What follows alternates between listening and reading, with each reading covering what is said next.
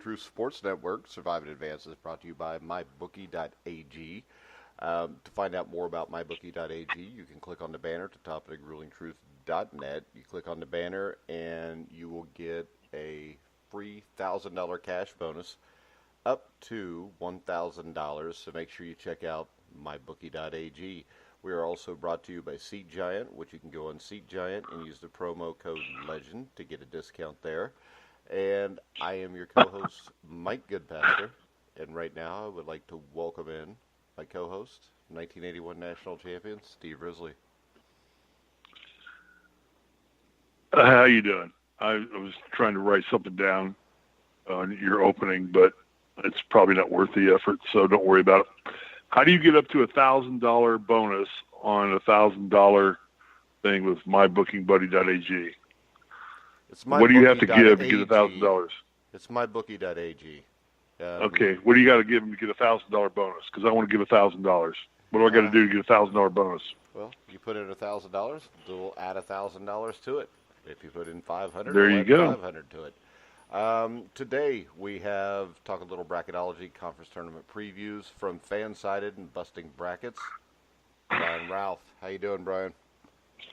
I'm doing well. Sounds like we could make some money on this MyBookie thing. Well, as long as you don't lose. If you lose, you don't. You got to win. All right, let's go ahead. Let's start off. We had some conference tournaments that happened this past weekend. Was there, and I know this is a yes, but were there any teams there that were expected to be in the tournament fairly easily, lose their conference tournament, and maybe now we've got a team of lesser variety that gets an automatic bid that could knock out one of these bigger teams? Well, I think there are two that lost those championship games that are now in precarious situations in Belmont and Lipscomb. Both of those teams are quality teams that are now in the at-large conversation on the bubble. It now comes down to the fact that they don't have the quality wins of some of the major conference schools that are also on the bubble because of the conferences they play in. But they're also really good teams that have played at a very high level for most of the season, have really high metrics, and have really good records, have won 25, 26, 27 games on the season, just weren't able to win that one game in both cases for Belmont and Lipscomb against other good teams in Murray State and Liberty. They're now in the hands of the selection committee, and we're going to find out if the selection committee values the quality of the majors over, or if they favor the Clemson's or Indiana's teams that have struggled in bigger conferences, but in Indiana's case have those big wins. All right, so what is your opinion? I mean, if it was to come down to an Indiana that's 18-15, or a Clemson or a Minnesota against a team like Belmont or Lipscomb, which way do you think it should go? I would love to see Belmont and Lipscomb get in over teams like Clemson and Minnesota, teams that don't have a lot of the quadrant one wins, who have dropped a number of opportunities that seem to be benefiting from the fact that they have these opportunities that they're not taking advantage of, that the schools like Belmont and Lipscomb haven't got. I'd like to see them reward success at the mid-major level, play guys who may have lost one game as opposed to a Clemson team that has won quadrant one wins this year despite having 10 or 11 chances of getting one. Indiana, I think, is a little bit of a separate case because of the amount of quadrant one wins they have. I think they have 6 or 7 quadrant one wins, so I think you could validate putting them in because of who they've been able to beat on a consistent basis. But I would like to see the committee go more in favor of the mid-majors over a lot of the bubble teams, but that's not something that we've necessarily seen the committee do a lot throughout history. All right, Steve, do you agree with Brian, or do you believe that teams like Clemson should get in over a Lipscomb or a Belmont? That's a tough call, Mike. I appreciate rewarding teams that have won a lot of games, but I also think that there's a lot of consideration to be given for the quality of teams you're playing. And do I think that Belmont could beat Clemson? I don't know. I've not seen either one of them play enough games to make that call. But generally, if you're playing in the ACC or the Big Ten or the SEC, you're playing tougher competition every day. And I was reading, and I wanted to ask Brian about net rankings versus power rankings. and discuss that. But an emphasis this year was supposed to be put on potential. So my question is, does Brian, does Belmont have the potential that Clemson has? I think so. I mean, they just haven't had as many opportunities. Belmont did go on the road and beat UCLA at UCLA, and that's not a great win, obviously. But everybody's gone to UCLA and beat UCLA on the road. I mean, right. And the Pac-12 is not a great example of that this year, but at least they've shown that they can go on the road and play against a team in a power conference. Clemson has benefited from, a softer non-conference schedule, beating up on some teams in the non-conference, and then getting into the ACC play where they've handled their business against the teams at the bottom, which I think teams like Belmont and Lipscomb could beat, and then they just haven't beaten top teams. And it's just a matter of, do you reward a team for strength of schedule, even though they've blown a lot of the opportunities they've had, just because of the position they're in, or do you reward the major and give them a chance in a first four scenario because they've won a good number of games this year, even though they haven't had the chances to play that level of competition consistently? Okay, so my next question would be, why do we call the power conferences the power conferences? If they're the Big Five, and they're supposed to be the five conferences that have the power teams, why do we call them that? And then we let a Belmont now, because now you've got Murray State that kind of kicked Belmont out, didn't they? Yeah. Well, So Murray State gets the automatic bid. So now Belmont's going to kick out probably a power conference team, right? So why do we call the power conferences the power conferences? Why don't we just say they're another conference? Well, it's traditionally a money thing, more resources, which allows them to recruit better players.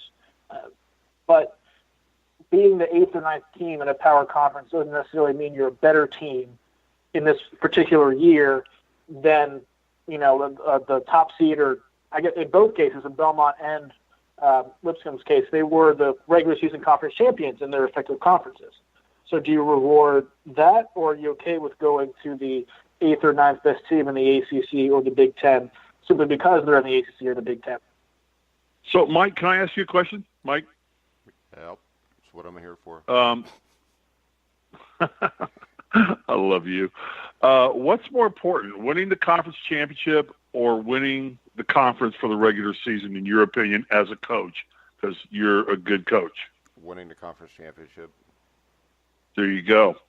Not the regular season, because I don't care about the regular season. They don't give you anything for winning regular season.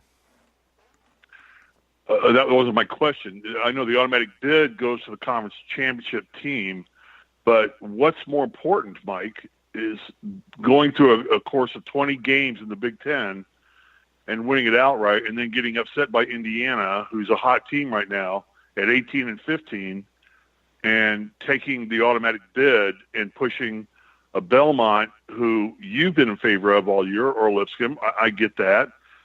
And pushes them out now, or now they're an at-large bid at best. They've done so well. What's more important? Winning the conference tournament. Okay. Because you get in that way.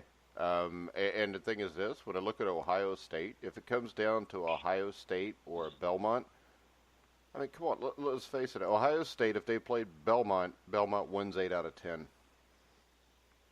I mean, I've seen Belmont play 4 or 5 times. I've seen Ohio State play 10 times. And I don't know, maybe Brian will disagree with me here, but Belmont or Murray State, I think, would kick the crap out of Ohio State. Well, I don't know when I say kick the crap out of it, but I do think they would win. And, the argument for putting an Ohio State or another, mid-tier Power 5 team in would be the fact that they've had these opportunities, and essentially because they play in a bigger conference. But we've also seen them blow these opportunities against the kind of teams that they're going to play in the NCAA tournament. So are we just going to give them another opportunity simply because of their game and where they play, when they've proven time and time again in these cases that they haven't been able to win those games? Or would you rather give those chances to a Belmont, Lipscomb, and Major who has proven themselves throughout the course of the season, albeit against lesser competition, give them a chance to prove themselves in those games where they haven't necessarily had a chance to yet? Yeah, and it's not like, Indiana or Ohio State is going to agree to go to Belmont and play a home-and-home series over the next 2 years with them. So Right. they're playing at a huge disadvantage because they don't have that money because they're not a quote-unquote power conference. But if you're looking at power conferences, there's 3 or 4 conferences that aren't considered power conferences that are a lot better than the Pac-12. And I think one of those conferences is the one that Belmont's in because I think Murray State, Belmont, Jacksonville State, Austin Peay, those 4 are better than the Pac-12's top 4 right now. Yeah, Mike, and I agree with you, Mike. I agree with you entirely. But look it up. I know you Google faster than I do. I think when I was at IU in the 70s and 80s, I think we played Murray State about every year. I mean, and we, you know, because they weren't a threat. You played them because they weren't a threat. The problem is when these major teams become good, then the power teams avoid scheduling them because they aren't those. We never lost to Murray State. We never lost to Murray State. Yeah, because they weren't a threat. They weren't a threat. I mean, if you're not a threat to play, you know what? If you do this. Look at Southeast Missouri State, Tennessee Martin, Tennessee Tech, and look at the competition they played compared to who Murray State, Belmont, and Austin Peay had to play. And the bottom 3 teams all get to play big-time teams.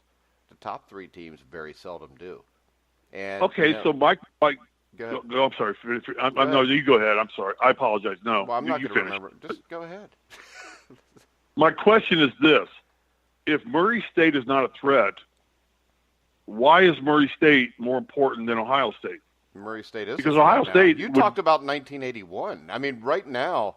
It's a metaphor. It's a metaphor. I get it. It's a metaphor. But the metaphor is completely different because I'll tell you this. If you go look at these small teams that were really good in 1981, I bet they weren't getting a lot of games either against Indiana's. You know, Indiana used to play Xavier until about 1979 or 80. And then Xavier became a good program. And then Indiana ran away and didn't want to play Xavier. And that's not saying they're afraid, but why would you? I never played against Xavier. I look it up. I don't think I ever played against Xavier. You did. Did I? Yeah. Okay. What year? What time? Look it up. Oh, I think it was 1979 or 80. But did we? Go ahead and okay. And you're probably right. I mean, you're good at that. I give you that. You're good at that. I give you that. I'm not trying to be mean. I'm just saying, like, I don't know how it's being I don't mean. ever remember playing Xavier. I don't think I've ever played Xavier, but I may have. You played Xavier because you beat him 94 to 66. Played 137 games. Played 137 games at IU, so I don't know who the hell we all played. Okay, but go ahead with your questions, and I'll find that answer. Okay, so. Mike, you want to go to the Big Ten. So Brian, how are the seedings for the Big Ten tournament? Are they in line? Are they right? All right, here you go. 1980, you guys played Xavier or 1979-80 season. You beat Xavier 92 to 66 at Assembly Hall.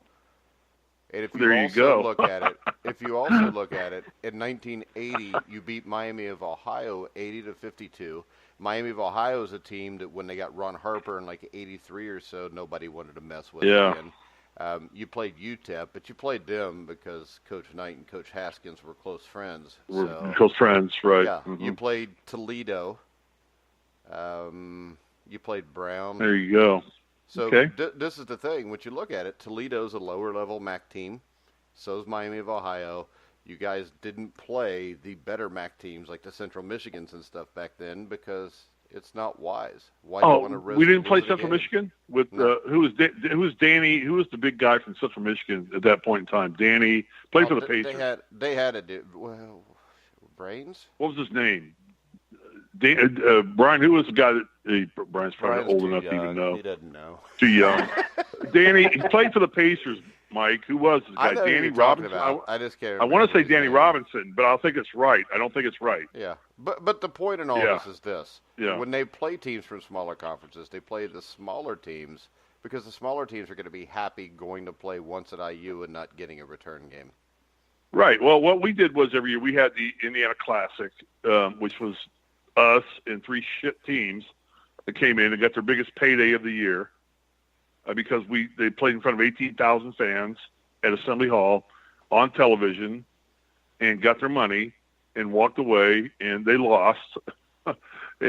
and you know, but they were not nearly the level of competition that we are. So again, I go back to Mike. Is the Belmont equal to an Ohio State in your eyes now? Right now, yeah. Okay, all right, fair. I mean, and Belmont has had some success in the last few years in the tournament, haven't they, Brian? The past couple times they've gotten in, for sure. The same thing with Murray State as well. Yeah, and I also think this. I think a team like Belmont or Murray State, as crazy as it may sound, has a better chance to end up in the second week of a tournament in the Sweet 16 than a team like Ohio State. Because Belmont can shoot a three. Murray State's got probably the best player on the floor, maybe when they play anybody outside of Duke. So those two things right there make them, I think, more dangerous than Ohio State or a Minnesota. Okay, so Mike, trivia question for you. You're old like me. Who is one of the greatest players ever to come from Murray State? Who is one of the greatest players to ever come from Murray State? The greatest player to ever come from Murray State? I don't know if he's what. I can never say the greatest because I don't define it that. But who was one? I mean, it's a name that I remember that I had to deal with for 3 years playing at IU. Well, I don't know, because that's your opinion. I mean, I remember they had a dude by the name of, last name was Jones that played back at that time, but I don't really remember 1980 or 81 Murray State really being that good. Didn't Herbie Stamper play there? Don't know. Great shooting guard. But I can tell you this, the Murray State team in like 82, I know did go to Notre Dame and beat was good. Phelps. Yeah.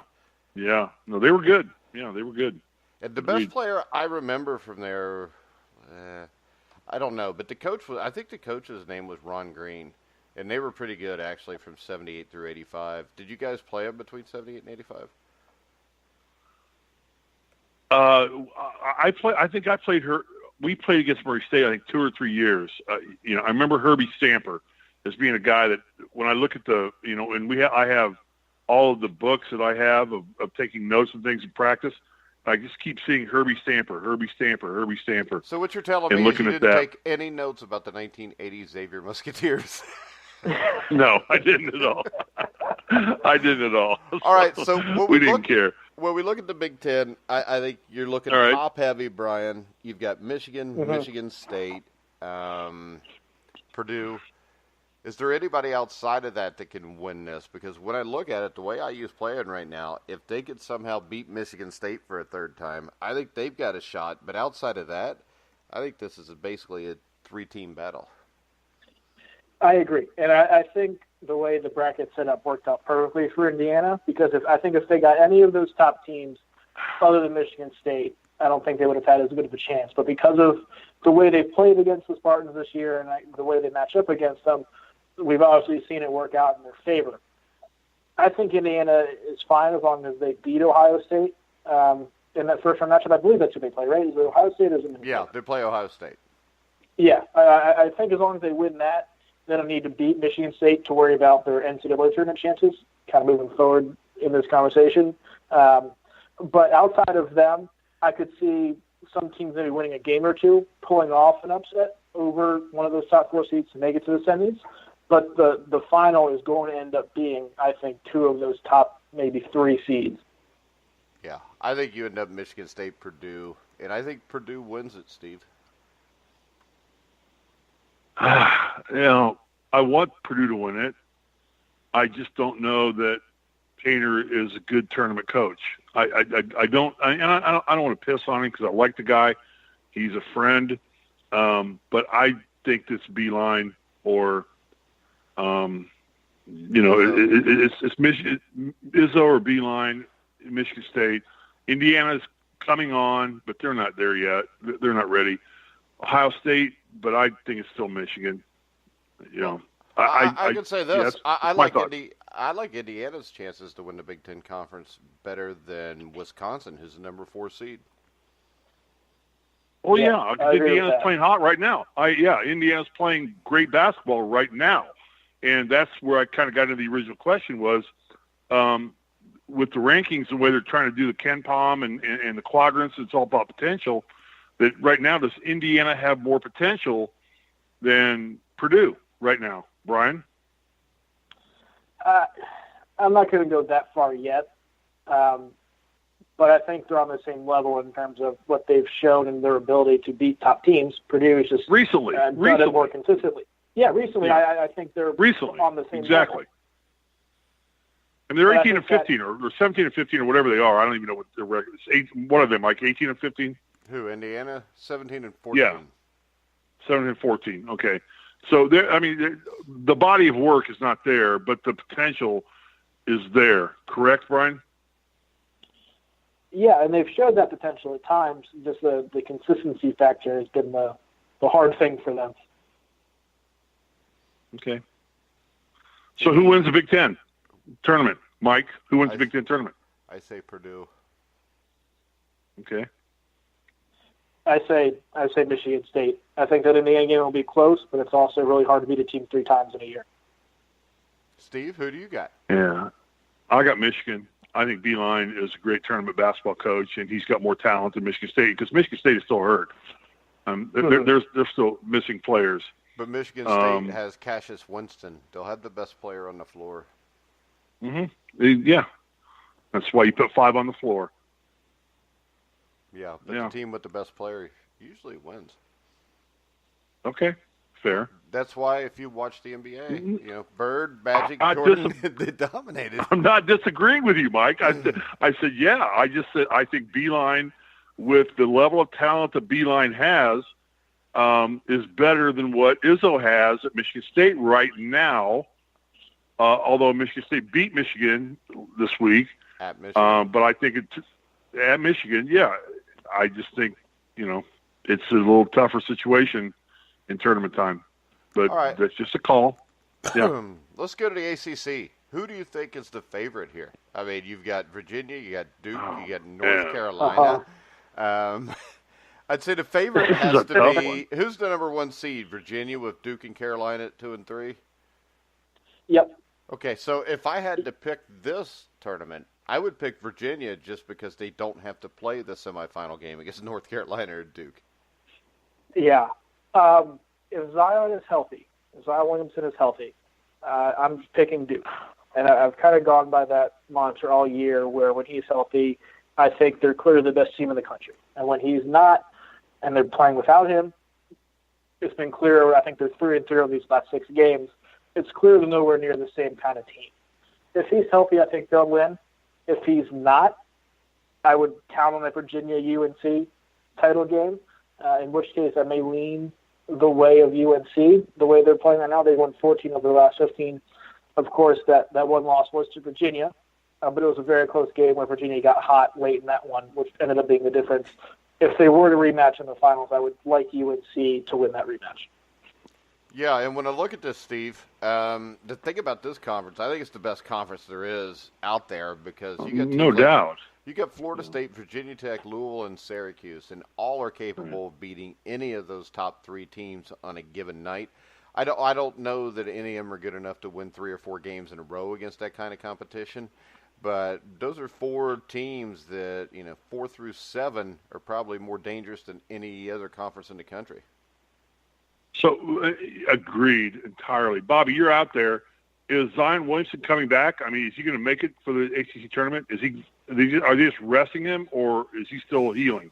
Brian, Coach K has said that he's coming back for Thursday's game, their first game in the quarterfinal. Did I say Bobby? I'm sorry if I said Bobby. Brian. Yeah, I know. My apologies, Brian. It's all right. You're good. I'm sure Brian's been called worse. Yeah, I know. My apologies entirely. So they anticipate him playing Thursday. I think there was a slight hope that he would have played this weekend against North Carolina. That obviously didn't happen, and I think that was kind of the last kind of wait-and-see moment for them. They're going to have him back in full practice today for the first time. So as long as that goes well, he'll be back Thursday and things should be fine. But if he's not, and maybe doesn't participate in a full manner again on Tuesday, then I would be concerned. But everything right now points to him coming back for their first quarterfinal game on Thursday. So, Mike, who's a more complete team, North Carolina or Virginia? A more complete team. And take Kyle Guy out of the picture. I know he thinks he outscored me at Lawrence Central High School. He didn't. Lawrence Central history. But who's the more complete? I think right now North Carolina is the most complete team in the ACC. Am I right or wrong here? I like Virginia. I trust Virginia, at least until we get to the NCAA tournament. Well, there you go. If we're talking about the NCAA tournament, I'll say North Carolina. For this week, I'll say Virginia. I think the whole key to this, I think the whole key to this, and North Carolina being able to win this, or Virginia being able to win it, there's two guys. I think for North Carolina, it's Kobe White, who's a 6'5" scoring guard. He's going to be one of the tournament's biggest scoring threats. If he's on, they're going to be hard to beat. And with Virginia, I think the key guy is DeAndre Hunter, Brian. Yeah, he gives them that different element offensively that they haven't had. Kyle Guy and Ty Jerome in the backcourt are fantastic, but neither of them are matchup problems, so to speak. They're both good shooters, both smart players, but aren't going to do necessarily anything to threaten you driving the ball to the basket or be that kind of matchup problem that a guy like DeAndre Hunter is, who's 6'7", 6'8", 225 pounds, can shoot the three, play in the post, attack the rim. He gives them that added athleticism and explosiveness on the wing that they haven't had in years past. And they have another guy in Braxton Key, who's a transfer from Alabama, who's in the same kind of mold, not as good as Hunter, obviously, but the same kind of mold. It gives them those two kind of wing players they haven't had in the past and makes them much tougher to guard. And the emergence of both of those guys offensively is one of the biggest differences between last year or this year's Virginia team and teams from years past. Yeah, my final question here is when you look at these three teams, I think there's a scenario here where all three of them could be one seeds. I mean, if Duke beats UNC, Absolutely. yeah. I mean, because I think Virginia's already a one. They all should be one seed. Yeah, I mean, Kentucky's not a one seed. No. I think Kentucky being a one seed is a joke. That's being Kentucky. I think that you should have Duke, North Carolina, and UNC as one seed. Brian, is that fair? I didn't call you Bobby this time. I appreciate that. I have Kentucky as the final one seed right now. Did you just take a shot at Bobby, Brian? No, I just said I appreciate him calling me by the he did. He just took a shot at Bobby. He's coming on in a minute to give us his picks. So I love Bobby. I just, I appreciate him calling me by the right name. That was all I was saying. Okay. Kentucky, I have as the fourth one seed right now, just because Duke being 3-3 in the last 6 games, as I mentioned, has to hurt them at some point. We know. Okay. Hang on. But they're 3-3 without Zion Williamson. Right. You put him back in the equation. You don't put them right back into one seed immediately. They've got to win the ACC with him, I think, to be a number one seed, is what Brian said. All right, fair. Yeah. Then that was my next question. That's my next question. Yeah. So fair. Assuming he's back for the ACC tournament, and they beat North Carolina in that semifinal matchup, or at least make it to the final, I think then you would see Duke move back up to that one line. But I think we need to see how they perform this week before we move them back up there. They will take that 3-3 stretch with a grain of salt because Zion was hurt. But they have to, when he's back, they still have to, I think, win a game or win at least 2 games in the ACC tournament for them to move back onto that one line. They would also probably need Kentucky to not win the SEC tournament. Yeah. Right. Yeah. All right. Well, yeah, I would agree with you there. So Brian or Mike or me, who wins the ACC tournament? Are you asking yourself a question? I think North Carolina. I think North Carolina wins this tournament. I think they're the best team playing in the ACC right now. Okay, Brian. I think Duke is the most talented. I think Virginia is a great team, well coached, but they are still thinking about University of Baltimore, Maryland County, whatever the hell it was, to beat them. They're still thinking of that. So I think that's going to hurt them. I think that North Carolina is the team right now that if I watched how we did it in '81, which Mike, go ahead and rip on me right now for that. No problem. Why would I rip on you for that? Why not? Because we peaked at the right time. I think North Carolina is peaking at the right time. Brian, what's your thoughts on that? Yeah, they're playing at a high level, and I wrote very high level Sunday that they probably should be considered the national championship favorite right now, with the note that I still think that if Zion is healthy, Duke is head and shoulders above everybody else. Most talented team. So if Zion's healthy, I would pick Duke to win. But if he's not, or if he's 70%, 75%, then UNC will win. Mike, your thoughts? I got Virginia. And the reason I say that is Duke and Carolina are going to have to play each other, maybe. Because you got Louisville and Syracuse sitting Duke and Carolina. And Louisville has played Carolina and beat them by 20 at Carolina. I know it was earlier in the year. But Louisville's a tough matchup. Syracuse, we all know they can give Duke a little trouble. I think they beat them the first, lost the second. So I'm going to go with Virginia just on the simple fact that I think that they are going to possibly kind of skate to the final without as much difficulty, where on Saturday night Saturday in the semifinals, Duke and North Carolina are probably going to be playing each other. And it's rough to come back from a rivalry game that big on the next day on a Sunday. If anybody can do it, it's those guys because they've done it so often. But I like Virginia. I think DeAndre Hunter will be the player of the tournament, and I think Virginia gets it. I know we need to move on, but I do want to make a note about Virginia. Is they'll face the winner of that Clemson-NC State game on Wednesday, which is essentially a bubble elimination game. And whoever wins that game is going to be desperate for the type of win that Virginia would provide to make them a lock to the tournament. And if that's NC State, Virginia only beat NC State by 1 in overtime. Yeah, NC State's a lot tougher than Clemson. So right.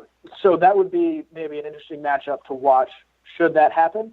But for the most part, I agree. Virginia certainly has a much easier path to the final. All right, let's go to the Big East. And the Big East, you have basically Villanova and Marquette are in, and everybody else is on the bubble. Yeah.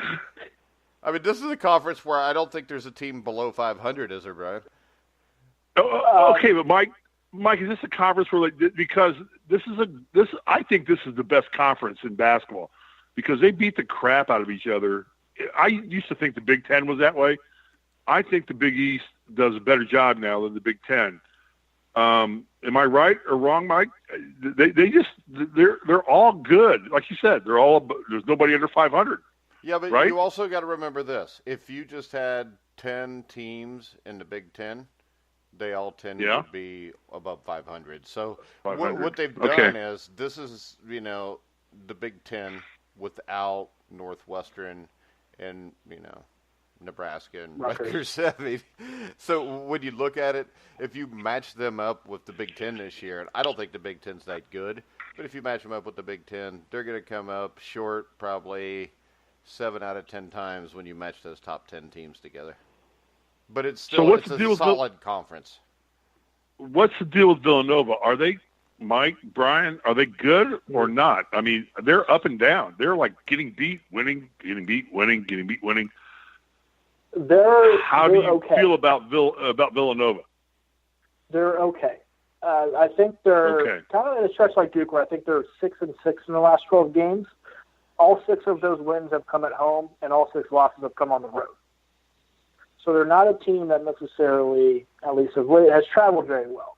Obviously, neutral court is a different animal than playing a true road game, but being in an uncomfortable atmosphere, of which Madison Square Garden is somewhat, they're used to playing there, but not all the time, could affect their shooting, and I think has over the past month and a half. And for a team that relies so much on the three, that could be a major problem for them. Okay. Mike? I think they're an average team with a really good coach. And I still think Marquette is the best all-around team. The only thing is Marquette, if they're on and can beat anybody. If they're off, they can lose to anybody. And the thing that's interesting to me about this tournament, Brian, is just how even this all is. Because when I look at this, I mean, Providence or Butler could beat Villanova. Yeah. Oh, yeah. Well, I'm not so high on Butler doing it, but I think Providence certainly could. This is going to be a tournament where I think we have like a 4 seed and a 7 seed in the final. Just because of how even everyone's matched up and the way both Villanova and Marquette are playing right now. Marquette's lost their last 4 games coming into this thing. So they're playing probably some of the worst basketball of the season right now. It's going to be a wide-open tournament with a ton of upsets. Well, how about this? I think bubble teams. I think the final will be Xavier and Georgetown. That would be something. Because I think right now they're probably playing better than anybody here consistently over the last 2 weeks, aren't they? I kind of like Seton Hall to win it. Seton Hall has their last 2 games have been wins over Marquette and Villanova. Both of them have come at home, I believe, but they're playing extremely well right now. And just given the nature of the Big East tournament, the way things go, I think Miles Powell is the kind of player who, when he gets hot, wins a game by himself, and has done that a couple times this year, including in the Garden in December against Kentucky. And it wouldn't surprise me if they're the team that got hot and ended up winning this thing. Well, how about this? I think the final will be the winner of Xavier Creighton and the winner of Seton Hall Georgetown.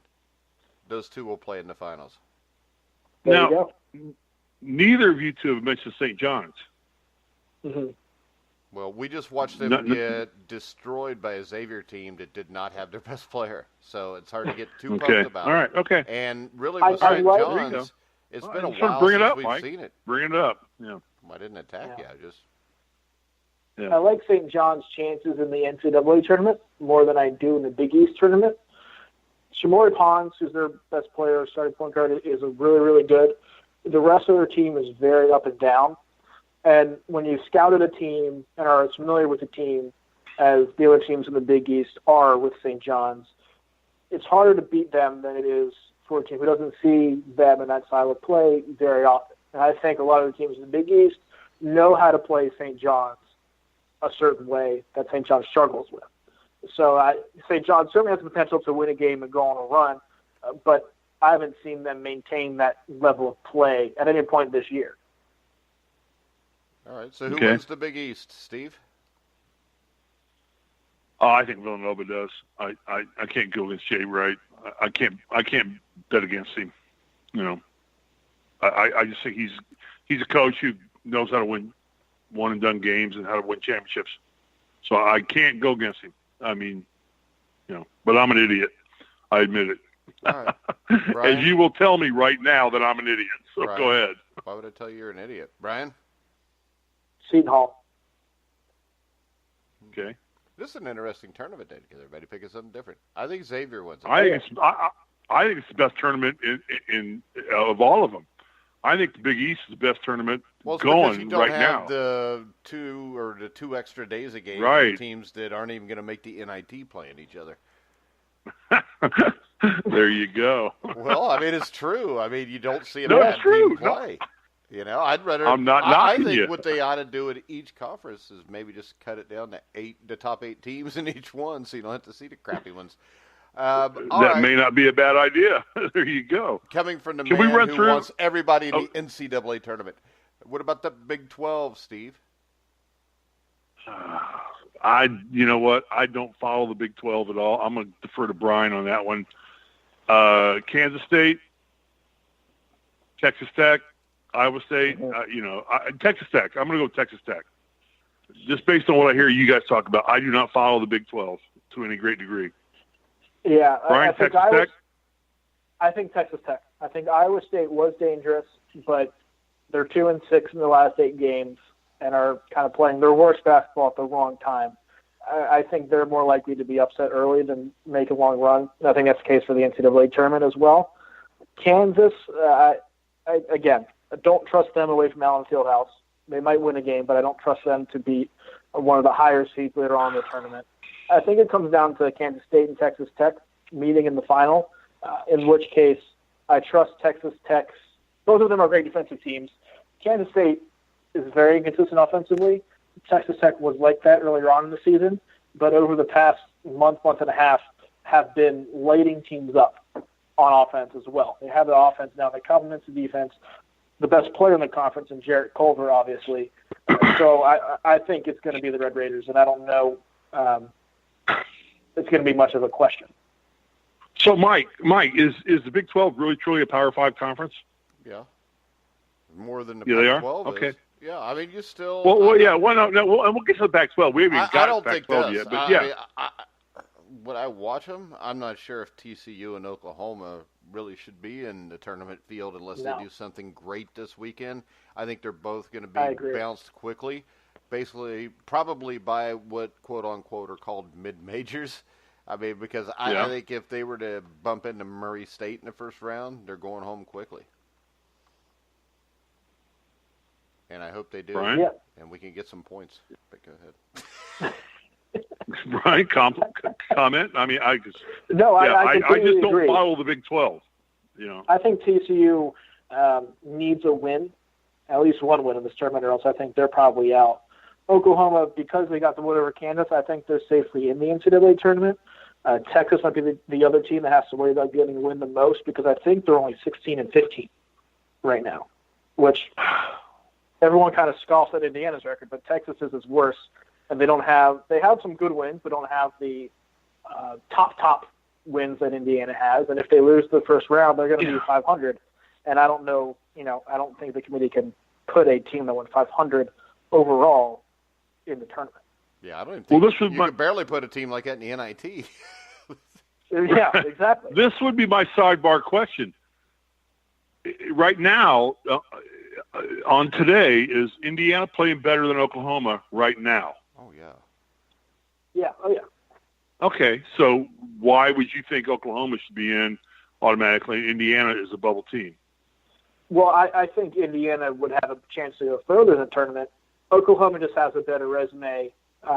They had a good non-conference schedule. I think they went 12-1 in the non-conference and then didn't have that 1-12 stretch when they got into conference play that Indiana has. Mike, take us to the SEC. This is screwed up. How's it? Well, LSU, is going through some crap right now. Tennessee is kind of failing. Kentucky is Kentucky.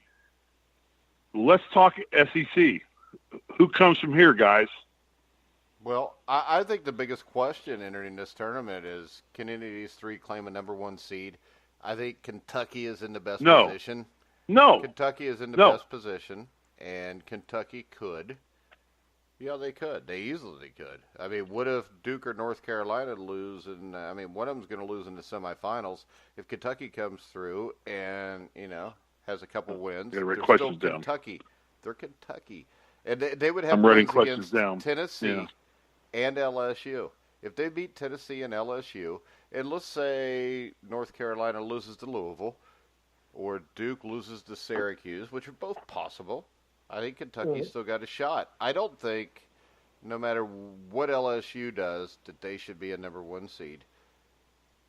But and why not? That's my opinion. Because I just don't think their body of work is that of a number one seed.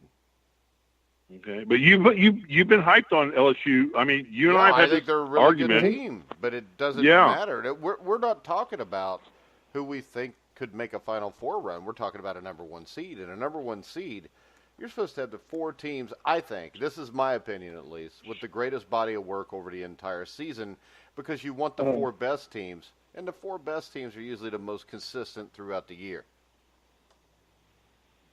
Fair. And I think three of those are ACC teams, and then there's Gonzaga. I think you've got three ACC teams. I think those are those four, but what I'm saying is this. Yeah. Number one, if Kentucky wins the SEC tournament, they're going to give them a number one seed because they're freaking Kentucky. It's just the way it goes. I mean, I don't think Kentucky's that great. I think it would surprise me to see Kentucky make it past the Sweet 16, to tell you the truth.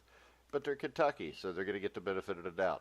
Just like Indiana, back up until probably the late 90s, get the benefit of the doubt. Right. And so Brian / Bobby, I'm going to just call you both so I get it right one way or another. What do you think about the SEC? It's pretty wide open. especially with the way Auburn's playing right now. They've sort of returned to form. I do think at the end of the day, though, like the ACC, it's going to be LSU, Tennessee, or Kentucky winning the whole thing. LSU is the interesting case for me, simply because of the fact that we don't necessarily know the effect not having Will Wade is going to have on them. We don't know. They've lost him, right? He's gone, right? He's gone for the season. He's done for the season, right? And they won their first game without him this weekend in well fashion, but it was at home against Vanderbilt, a Vanderbilt team that hasn't won an SEC game this year. Yeah. So I'm not necessarily going to put a lot of stock into that. The bigger thing for me is the fact that they held out Javonte Smart, who was the player who was allegedly receiving these payments that Wade was talking about. We don't know if they're going to continue to hold him out or if he's going to be back. Naz Reid was also out for that game.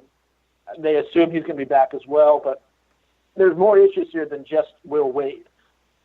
We'll find out with them what their potential is without Will Wade.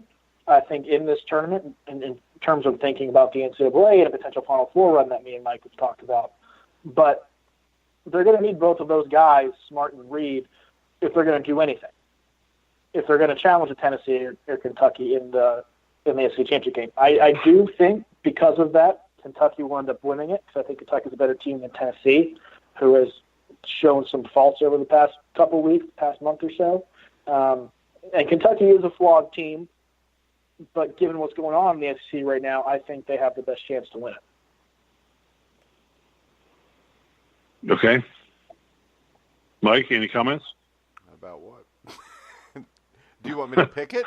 Yeah, you might as well. We're going to go through them all and pick them all here in a second, so you might as well pick it now. So I would pick Kentucky. I think they're probably a better team. Yeah, even though agree. I do hate them, and I don't like people that cheer for Kentucky either. Their fans are stupid. I know. I tend to agree with you. All right, Ohio Valley. Murray State's in, right? Murray State won, right? Played. Yeah. Yep. And Belmont, do they get an at-large bid? I hope so, but I don't foresee it. No. Really? Maybe. Wow. Just really? You guys have harped on Belmont all season long when I was harping on IU at 15 and 14 or whatever the hell they were, and now you're saying they don't win. They're out? Belmont's out, you think? Not that they should be out, but just with what we've seen the committee do with similar teams, really the past decade plus and kind of throughout NCAA tournament history, those teams haven't gotten the benefit of the doubt. They should get the benefit of the doubt, and I would hope that they would get in, but I don't trust the committee to make that decision. Wow. Big South. Campbell, Radford. Gardner-Webb won. Huh? Gardner-Webb won the Big South. Yeah. Gardner-Webb wins Big South? They won it Saturday. Well, they did. Oh, they already won? Yeah. All right. I watched it. I was watching NASCAR. Missouri Valley. You told me you did watch NASCAR. Make up your mind. I watched NASCAR. I watched Kyle Busch win again. I'm tired of Kyle Busch winning all the time. Missouri Valley. Let's just run through the comments. I predict, Brian, what do you think? I think Bradley will win it. I think so, too. I think they'll have a rough first half, maybe score 15 or so points. I think this, but then come back. I think that they'll play Northern Iowa in the final or in the championship game. So I don't even that would think be something. Wouldn't it be? But 5 or 6? Yeah, I think a 5 versus a 6 seed. I think Bradley will get it, though. I think, like Brian, I think they'll make a big run in the second half to win the game. All right. Atlantic Sun. It's going to be controversial. I'm going to go with Liberty. I'm going to go with Liberty. Controversial game. I'm going to go with Liberty to beat Lipscomb, too. Yeah. Okay. Southern Conference? Wolford? No-brainer? Yeah, well, UNC Greensboro is a good team, and they need this win to get in, and Wofford doesn't. How about this? I believe UNC Greensburg deserves to be in if they don't win. I would love to see that happen, but Belmont and Lipscomb, I think, would get in before UNC Greensboro. But all three of them should be in, no matter what Steve thinks. I think we'll see Wofford win. I think Wofford's the better team. They're 20-0 in the SoCon this year. But I think for the SoCon, and I think for people who want to see Goodman Majors play in the tournament, we'll be rooting for Greensboro to win, so that way both of them get in. MAAC? The MAC? The MAAC, the Metro AC. Atlantic. Metro Atlantic, yeah. Siena? I kind of like Iona. Iona's playing in their 7th straight game, and they just kind of win these games. Quinnipiac. Are they out yet, or are they still in it? Yeah, no, it's Iona and Monmouth. I know, I was teasing. What do you got next? The Colonial, Steve?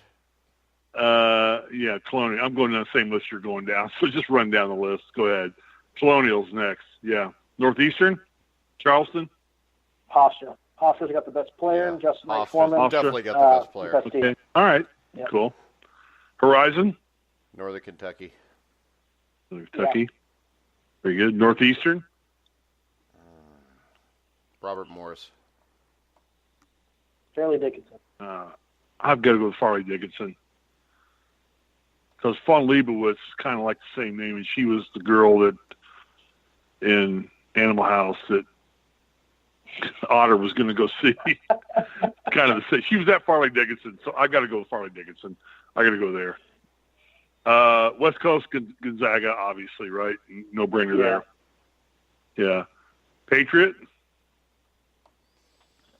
Lehigh. No. I think Lehigh.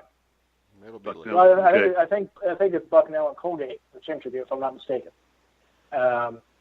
Colgate won the regular season, but I think Bucknell is just a better tournament team. All right. What the hell is the MEAC, Mike? What is the MEAC? It's the Mid-East Atlantic Conference? Yeah, it's the MEAC. MEAC, okay. Norfolk or Bethune-Cookman? Or North Carolina Central. Yeah, I'm going North Carolina Central, yeah. North Carolina Central, Me too. very good. What about the American Big East? 12, That's pretty much Vermont, right? I think we forgot that one, Steve. I don't think we're on the same list. American East, Vermont, Vermont. That's a no-brainer. Right, Yeah. We're on the same already page. picked. I love it, yeah. We're not on the same Big page, 12. I don't think, 'cause you switched. Texas Tech, Yep. Yeah. Mountain West, Nevada, all the way. Utah State. Yeah, I kind of like Utah Ooh, State. there you go. Talk about that. That's a discussion. Well, they beat them like a week or so ago, and I just don't think Nevada is what everybody thought they would be this year. I don't think they're as good as what they were last year. They made a run in the tournament last year. I think they're more likely to get upset in the first round this year. Yeah, and they can't shoot, which is going to hurt them. All righty then. Big East, we're all over the map on the Big East. I'm going Villanova. All over the place. Big East. Yeah, we're all over the place in the Big East. I'm going Xavier. I'm going Villanova. Are you going Xavier? I'm a homer, so yeah, I'm going. Oh, that's fine. That's great. I love that, Mike. I love the fact that you're a homer. I love that. That's great. Brian, Bobby, Brian, what do you think? Ricky, Brian, Bobby. I'm going to call you Ricky, Brian, Bobby. Somebody needs to pick DePaul in honor of Ray Meyer. He's dead. That's why it would be an honor of him. What about the MAC? The MAC pretty much Buffalo all the way across, Brian? Yeah. Yeah. Big Sky. Big Sky? Steve loves the Big Sky Conference. I know all about the Big Sky. Tell us a little bit then. I'm going North Colorado just because they get free pot, so it's got to be there. Okay. I'm rooting for Northern Colorado to win and then play UNC in the first round, so that way we get a game between two UNCs, and everybody's very confused. Man, you were a geek in school, weren't you, Brian? So again, we go back to. Don't let me pick it. I don't need to pick that one. Mike, I'm sorry, Mike. Who did you pick? Montana. I always take the Grizz. Montana. Yeah. Yeah, there you go. ACC. I'm going with North Carolina. ACC. Duke. Virginia. There you go. 3-way. CUSA. Oh. I think It'll either be Old Dominion or Western Kentucky, but I think Old Dominion will win. Yeah, I go Old Dominion also. Just to be different, I'll go with Western Kentucky just to be different. So I can get yelled at by Mike in a week from now for something I made another bad damn wrong pick. Because you always yell at me for making wrong picks, and I always make wrong picks. Quit making wrong picks. The Southland Conference, Brian. I'm going to go with Stephen F. Austin because they always win. Okay. I'm going to go with Abilene Christian in the upset. Ooh. I'm going with Sam Houston. The college or Sam Houston the person? Either one. I don't care. I'm in Los Angeles. It doesn't matter. The WAC. New Mexico State. Runaway? Yeah, Runaway. All right. Here's the $10 question. And I know, Mike, I think, Mike, you and I are on the same page. The Pac-12, does more than one team, Brian, come out of the Pac-12 or not now? Or are they just taking one team out of the Pac-12? It's just one. Washington would have been in probably 3 weeks ago, but they've completely fallen apart, and I don't even think they're a lock anymore. Yeah, I think Oregon wins the Pac-12. Okay. What do you think, but only one team comes out of the Pac-12. Yeah, and that's one team. This is a Power 5 conference, guys. Exactly. This is a Power 5 conference. So that tells you it's about money, not about who the best is. Okay, fair. Brian, do you like Washington in this or somebody else? Give me Oregon State. Okay, I'll go Oregon. So the state of Oregon will be happy one way or the other. Yeah. I'm going UCLA just because I get free tickets to their games. No, you don't. Big West. No, I still do, actually. I actually still do. Big West. Everybody gets free tickets to UCLA game. And UCLA game. You're right. They can't give them away. You're exactly. Touche, Mike. Touche. Big West, UC Irvine. They can't give them. You go to a USC, UCLA game. You think of IU Purdue. You think of Ohio State, Michigan. You think of all the great rivalries, Harvard, Yale. And you go to a UCLA, USC game. Oh, that's a great rivalry game. It's not a great in anything. It's a rivalry. It's Army-Navy. Come on. Battling to see who wins the Ivy League. That sounds awesome. Which reads us right into the Ivy League, doesn't it? Yeah. We got to get to the Big West first. Oh, okay. Well, you see Irvine. You survive? Yeah. Okay. Yeah. Fullerton's not playing well enough right now? No, Irvine's playing significantly better than everybody else. How much trouble is the CSUN coach in? Mark, what's his name? The idiot that I tried to interview with. I tried to interview with him twice, and he wouldn't even talk to me. Stupid ass. School came out and backed him. So it seems like he's okay, which is very surprising to me. But that campus is 2 miles from my house, and they're idiots. They're screwing it up, and not because they don't hire me, just because they're idiots. Yeah. They're trying. They've gone through enough trouble at CSUN with Reggie Theus and everything that's gone on before that they're just covering their asses right now is all they're doing. Trust me, I know that for a fact. So you're not wanting to apply this year, huh? I'm not applying this year. No, I want no part of it now. I'm going to be the head coach in 2 years. What the hell? I'm going to die. Ivy League? Yeah. Harvard? Yeah, I think Harvard. Although it wouldn't surprise me if Penn made a run, but I think Harvard. All right. Atlantic 10?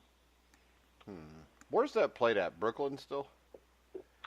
I think last year. Yes, it is. Yes, in Brooklyn. But this year is back in Brooklyn. Yeah. I would say Davidson or Dayton. I would go with Davidson. Hopefully Dayton, but I'll go with Davidson. Yeah. VCU is the best team, but Davidson and Dayton need it to make the tournament. So I'll go with Davidson. So do you think VCU is in even if they lose? I do. Okay. VCU is in. Yeah, I think VCU is probably an 8 seed right about now. If they didn't win the A-10, I think they could drop down to a 9 or even a 10. But I do think they're in. All right, I got another question here to ask. This show's going to go on forever. I'm sorry, guys. You guys are too smart. Sun Belt, well, SEC. We're almost I to think the Kentucky, end, Steve. like Mike. SEC, Kentucky. Right, Kentucky. Sun Belt, Georgia Southern. Georgia State. Ooh, we got it. Georgia State. Is that the guy from Indiana that coaches barefoot? Mike, isn't that the guy from? I have no idea. I thought. Yeah, from what's Indiana his name? coached barefoot. No, Georgia State's got Ron Hunter, who is the coach who tore his Achilles celebrating, and then fell out of his little wheelchair thing. Yeah, but the tournament. Is he not the guy that coached for IUPUI? Yeah, I think he was, wasn't Yeah, and he coaches barefoot. Huh? he? He coaches barefoot. Oh, Yes, that's because he barefoot. coaches barefoot. He doesn't wear shoes when he coaches. It's not very hygienic. You guys got to follow up on that. No, we just not hygienic. He's an African American gentleman, correct? I don't know about Yep. that, but he's black. All right. Sunbelt. Oh, we got Sunbelt. We got did the American Sunbelt. Memphis. Houston. So okay. Here's the $10 question: how good is Houston? They're pretty good. Really good. Top 10 good. Yeah. I mean, they went in and manhandled UC in that second half yesterday, and Houston wins this tournament, and Houston could make a run, a serious run, I think. I think they could as well. Their offense has got. I mean, if you remember last year, they lost to Michigan by like a point in the second round. And Michigan went to the final after that. So here's a $10 question to ask you guys, Calvin Sampson. Square or not square on Houston being good? Huh?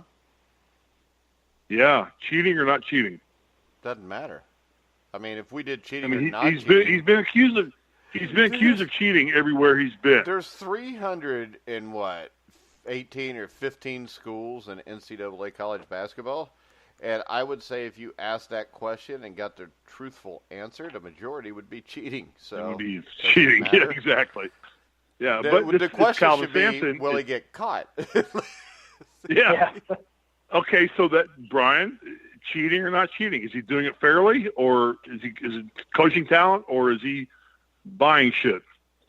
Well, he is a really good coach, and none of the recruits that he got or has gotten have been outlandish. Questioned why they went to Houston. Oh man, that's Kelvin Sampson calling right now. Is he calling? He's got my cell phone number. He's probably calling me too. What the hell? Whatever. Okay, who's the best coach in college basketball, Brian, right now? I'll still go with Coach K. I'll go Coach K until he retires. I think his track record just speaks for itself. Mike? What? You want me to go first? You want me to go in front of you? With what? Who's the best coach in college basketball right now? Who's the best coach in college basketball right now? Yeah. Travis Steele.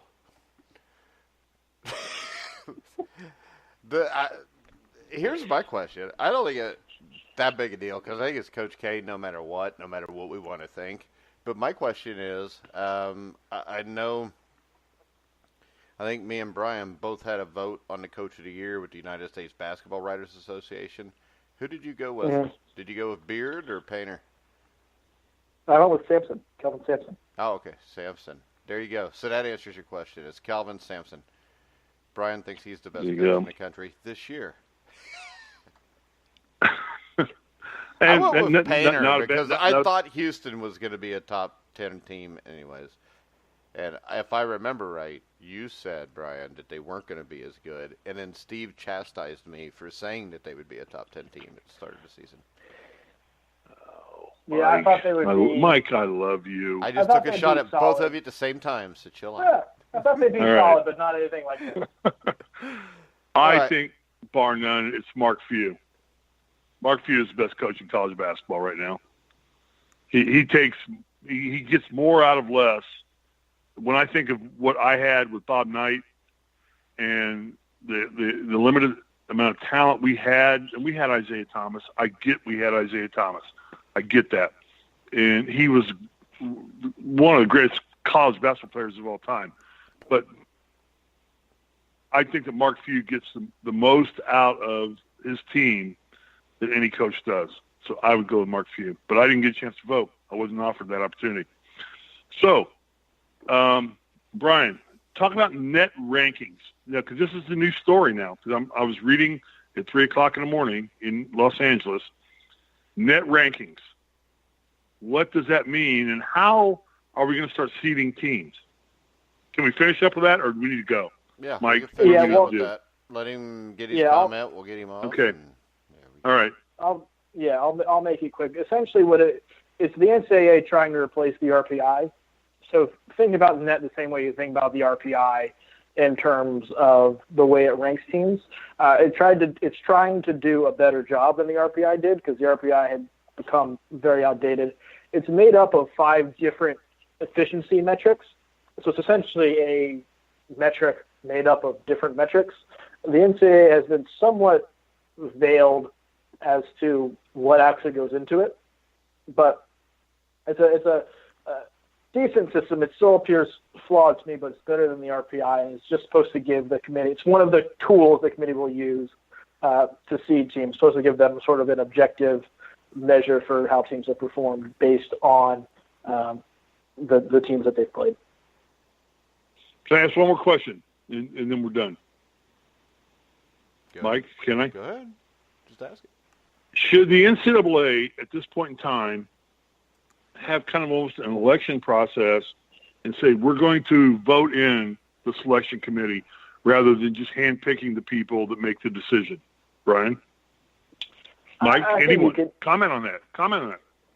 I think no matter how you did it, you would find qualms with the committee's decision somewhere, just because everybody thinks differently. And one of the things is there's no consensus on who the top 68 teams are, or the top 36 at-large teams that get in.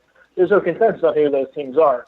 And I've always told the same, because the pool is so big, if you have to argue about being the 68th team in to try and win a national championship, you probably don't deserve to be there anyway. Like, you can't have a impassioned, legitimate debate that you had should have got a chance to win the national championship when you were voted as the 69th best team in the country.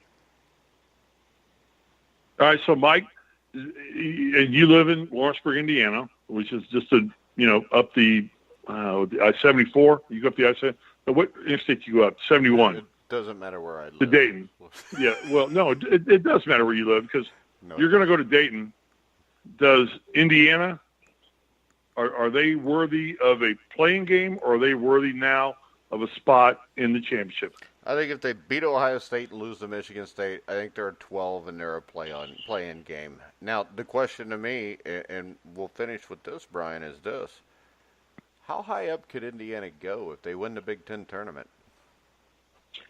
If they win the Big Ten tournament, I think there's an outside chance they can get a 10. But I don't think they go higher than that. Wow. They win the Big Ten tournament, so you're saying the automatic bid from the Big Ten is a number 10 seed? Really seriously? Right. Again, it's the fact that they lost 12 out of 13 at one point this season. And, they would be a contender to, if that was the case, to win a game or two, win a couple games of the tournament, because it would show that they've gotten hot and consistently beaten these teams. But when you're seeding based on overall body of work, that 1-12 stretch has to matter. Mike, do you agree with that? I don't know. That's why I asked the question, because I've seen this morning everything from being as high as a number 4 to as low as a number 11. So I think in the end, nobody really knows. We'll just have to hopefully wait and find out. There you go. Yeah, that's true. But the that's thing why that we do the concerns show, me is the this. debate. If winning the Big Ten tournament, which would mean wins over Michigan State, and then either Michigan or Purdue combined with 2 other wins over Michigan State and all the other wins they've had, are they really in with just 1 win in the Big Ten tournament? Because it's not much of a difference going from 12 to 10. Yeah, that's a great question, Mike. I think so, but moving up 2 seed lines is a lot. I don't like it. They're not going to be a team that jumps to a 4 because they got 2 big wins. I think with each big win, you could move up a seed line, but you're not going to make a significant major jump. I mean, well, maybe there's a chance they get a 9 if the committee is favorable with them, but I don't foresee them getting higher than 10. All right, guys. All right, so let me ask. Now I got to ask one more question. Can I, Mike, or do you need to cut it off? Go. How much of the NCAA of what's going on with Indiana is against Bob Knight because they don't like Zero. Bob Knight? No. Zero. 0?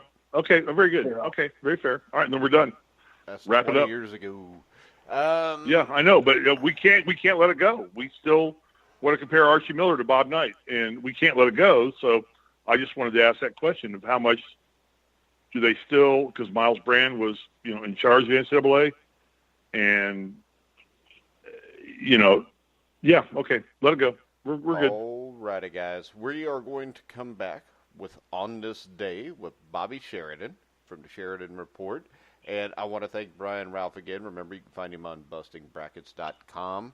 Fansided, BRalph34. 33. 33 on Twitter. My bad. I'm 34, idiot.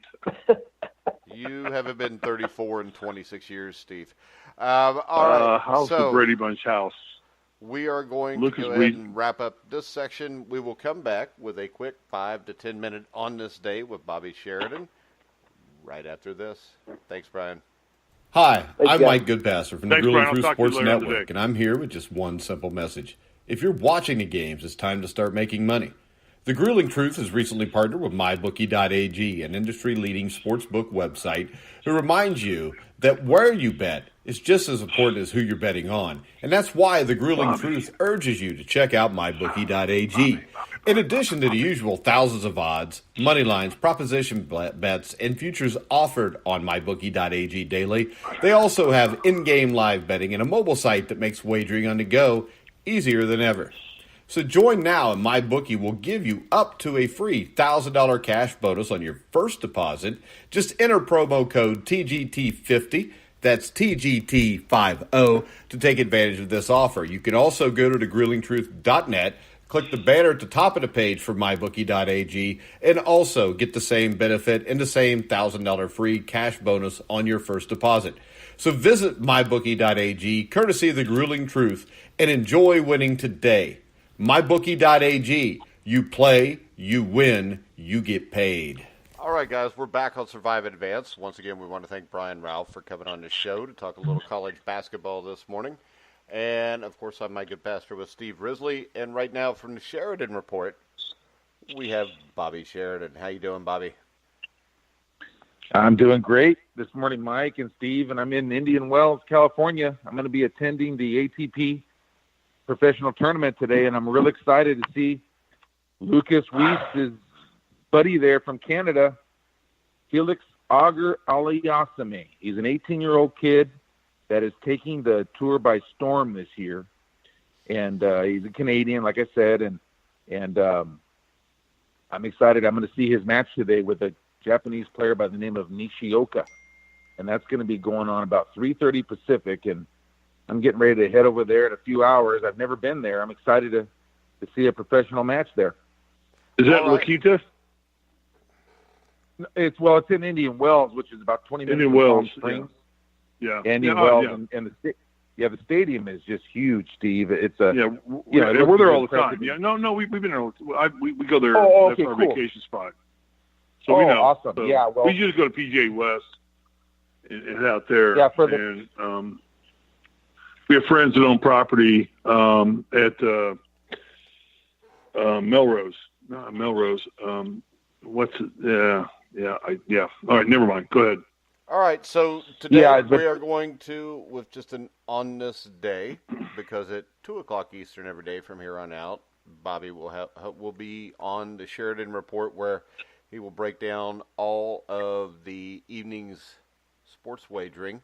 That's brought to you by MyBookie.ag. But what do you got on this day?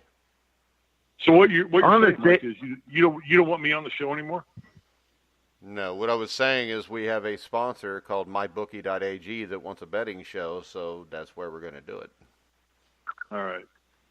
I'm excited for that, Steve. I get to go on and do just that part of it. But Surviving Advance is my home. This is where I started on Grilling Truth, and I want to do the On This Day if you guys will allow me. There's a couple on here that I really like, but because it's Steve and because he's been so against. I need your email, Bobby. I need your email. I do not have your email. Well, I sent it to you last night. I'll see if I can get it to you here shortly. But thank you. But you'll be able to jump. You'll be able to jump right in, Steve. And I'll get it to you shortly. But it's 1986 on this day. This is something Steve hates, but the NFL adopted instant replay. And we all know where it's gone. It started out one thing, and it's morphed into what it is now. And and it still doesn't get NFC Championship games right because it didn't handle that. Fair, touche, well played.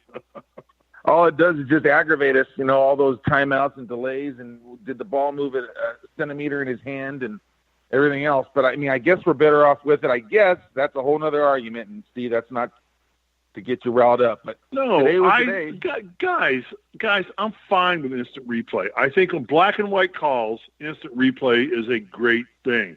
If you're out of bounds, if you cross the goal line, if you did it. But my opinion has always been, if it's a judgment call, it's a judgment call. That's what it is. Mike, what do you think? I think this. The perfect example would be, you ever watch a boxing match?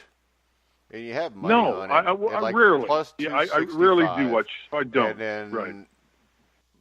When the fight's over, you know who won, and then the judges come out and say the other guy won. Well, they point it, don't they? Don't they point it? Like you get so many punches for hitting somebody in the face. No, it's all subjective. It's all on the officiating. And all I will say was this. I think a lot more stuff is not on the level than people ever realize. You can go back and look at the Modelo investigation the FBI did on the NFL in the 60s, where they found up to 112 games had discrepancies. I don't think officials are a human element in the game. I don't. I think that they are part of the game. They're supposed to referee the game fairly, and if they don't, somebody needs to make sure it is. Because I want to know the best team won, not they won because of an official's call. Now, I've seen very few games that are decided by an official's call. I do not think this last NFC Championship game was decided by an official's call. Because I think usually you have time to, overcome it. But if this play happens in the last play of the game, do you want to just say, well, the official screwed up, but that's all right. They could go ahead and win. That's my problem with it. In the end, if it's the last play of the game and it is a bad call, you don't have time to overcome it. You don't have time to fix it. The Saints-Rams game, you had an overtime to do something about it. The official call was bad, right? So Mike, define to me. No, right. Define to me what. Wrong. Right or wrong? Oh, who's talking? No, define discrepancy. Oh, okay. Define discrepancy. A bad call. In your opinion.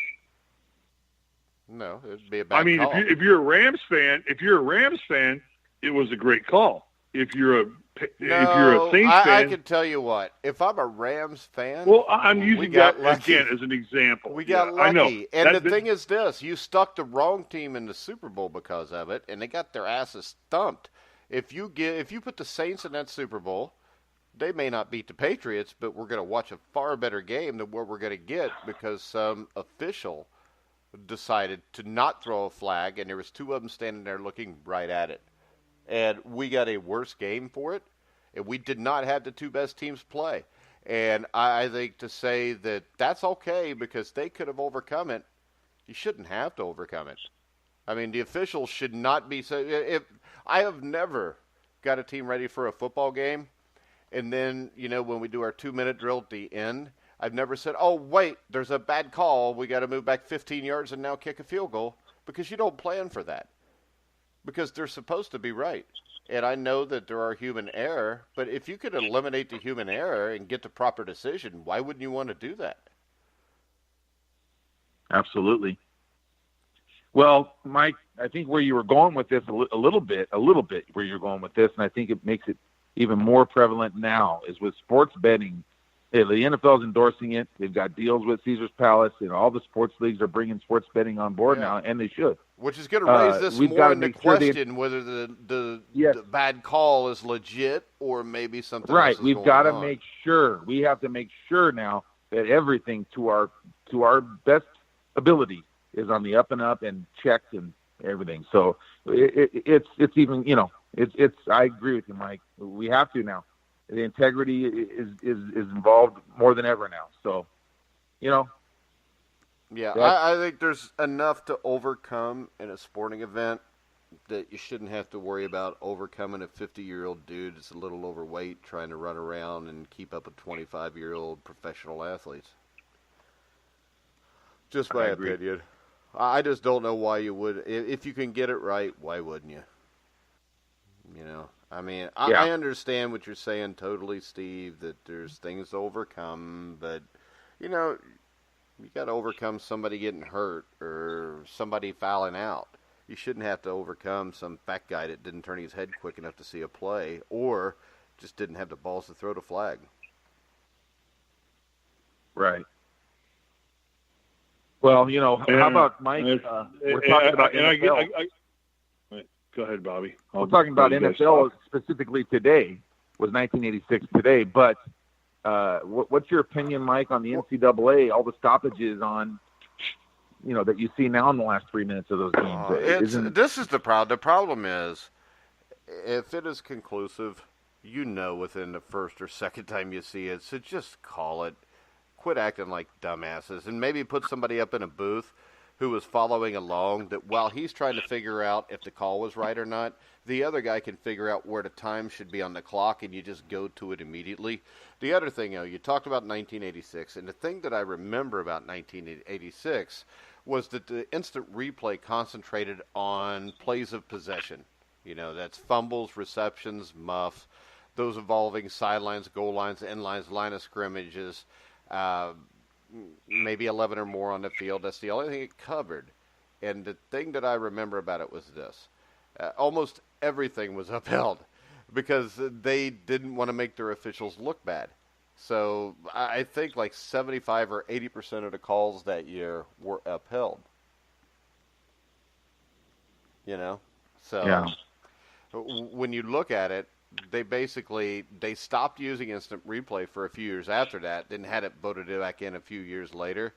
But this was the NFL controlling it. They didn't want the officials to look bad, and in the end, it didn't work out well the first time around in 1986. And it's still not working out well, Steve, because I think the biggest issue here is what Bobby just talked about. A college basketball game, man, when we got to check who tipped the ball out of bounds 5 times in the last 2 minutes of a game, and it takes 4 minutes each time to do it, really kills the game. Sure does. Yeah, that's the negative part there. So why have the instant replay at all then?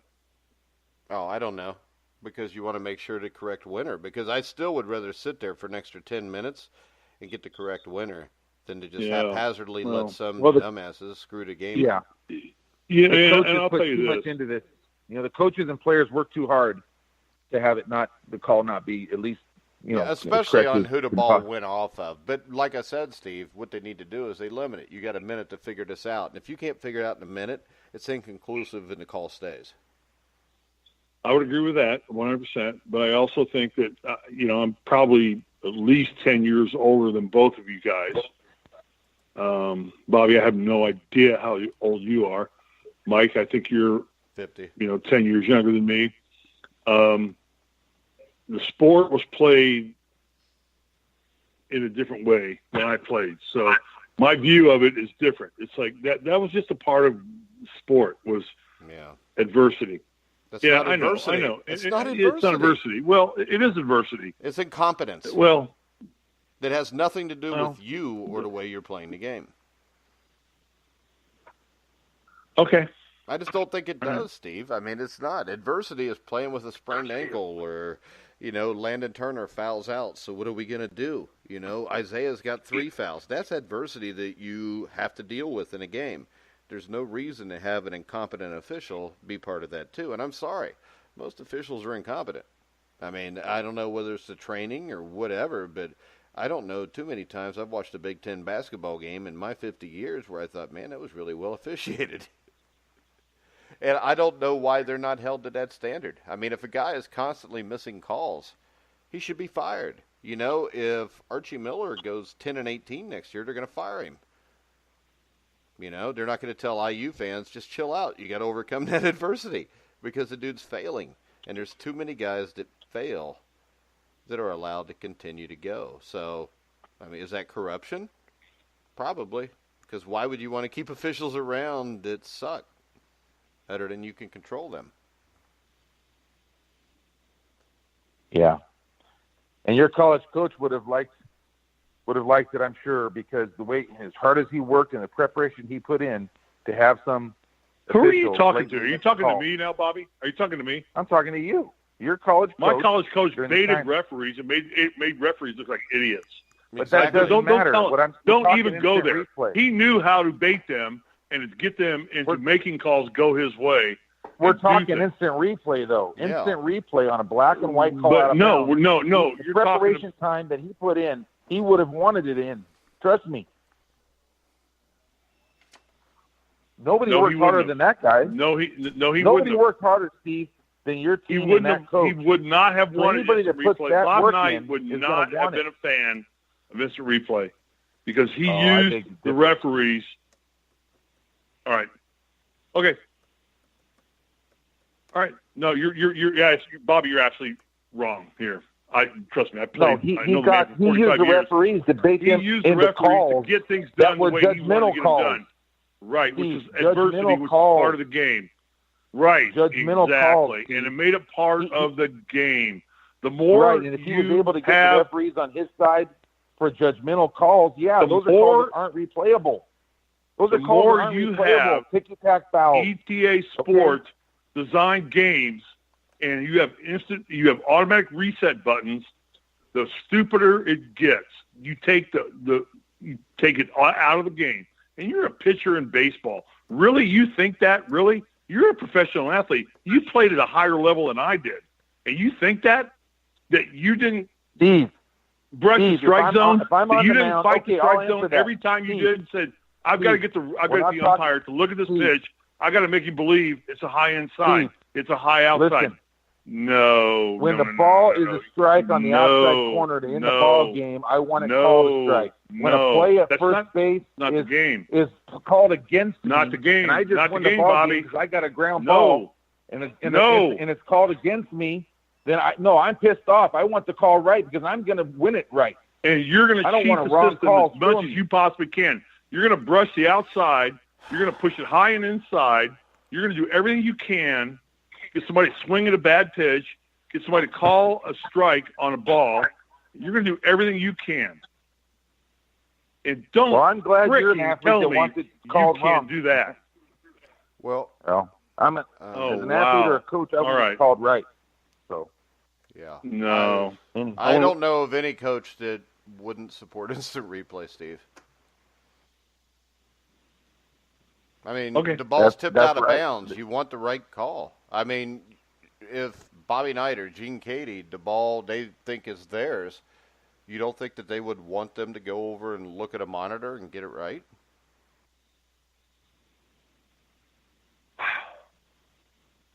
We don't have time to debate this, so let's just wrap it up. I thought we were debating it. No, we don't have time to debate it, so just let it go. You're wrong, Mike. You're wrong. Well, you're wrong on this one. I watched the greatest college basketball coach of all time, Jesus and I've known Christ. You're fucking. I'm so fucking sick of this.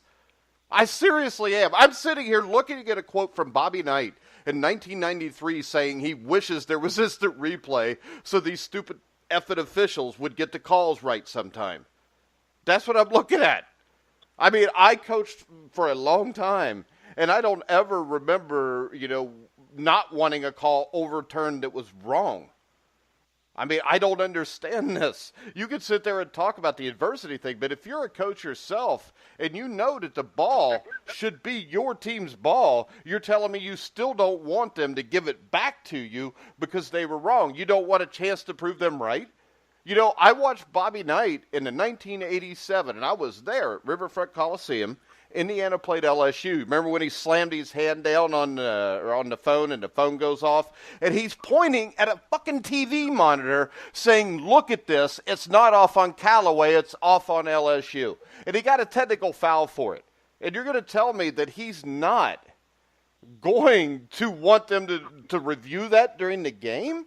I mean, you could bait officials on fouls. Nobody is really, instant replaying fouls, so he could still get officials. But I clearly remember him slamming his hand down, knocking the phone off the thing while pointing at the TV monitor, telling them to look at that. So I don't think this has anything to do with the way Knight coached the game or anything else. I mean, and he clearly made the statement in 1993 that he wishes they'd had instant replay for whether the ball's out of bounds on your guy or not in the last 2 minutes of the game. Yeah, the coaches that work harder, that put the preparation in, they don't want it decided on a wrong call. I can tell you that. And no one worked harder than him. I don't know the man personally, but I just know, obviously, that's not what I'm talking about, but I just know as hard as he worked and prepared, he would have to support it. It's everything that every coach that I've ever heard talked about. It just makes it such a long process now to get through some of these games. But like Mike said, spend the extra 10 minutes and get it right. I guess that's better than not getting it right. That is. So but it's frustrating, but All right, guys. Tomorrow we will have Daniel Brown from the Chicago Bears, who's getting ready to go into NFL free agency. So Anthony Servino will join us tomorrow. We'll also talk a little bit NFL free agency general, not just Daniel Brown. I want to remind everybody the Sheridan Report will be at the top of the hour at 2 o'clock. Me and Steve will be Survive in Advance tomorrow at noon with, of course, Daniel Brown, as we said. Inside Boxing Daily tonight at 11. Remember to check out mybookie.ag. So that's about it. Steve, any final comments? Lucas, no. I'm sorry. Go ahead, Bobby. Lucas, I'm fired up to see your fellow Canadian. You told me what a great young kid this was, and he's blossoming right before our eyes. And I'll send you a picture, Lucas, and I'll try to make a few tweets out there. And Lucas is listening because he's sending messages through Spreaker about the show. So. Hey, great. Well, if I do half as good a job on tweeting a few things as Lucas does, I'll be doing okay. So there you go. Lucas is a master tweeter. Jesus Steve, any final words?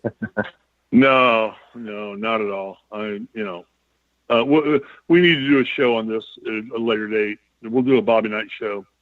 Actually, I'll call his ass and see if before he dies so I can get him on. I don't know that I can but whatever. You guys are dead wrong. So, but that's okay. We'll go with it. Well, we'll run with it. The great thing for me is I've never been fucking dead wrong in my entire life. All right, guys, we're going to wrap the show up. Remember, you can hear all of our shows on iHeartRadio, iTunes, TuneIn, Spreaker, Stitcher, wherever you find sports podcast. You'll find The Grueling Truth. So, for Brian Rauf, Bobby Sheridan, Steve Risley, I'm Mike Goodpaster. You've been listening to The Grueling Truth, where the legends speak.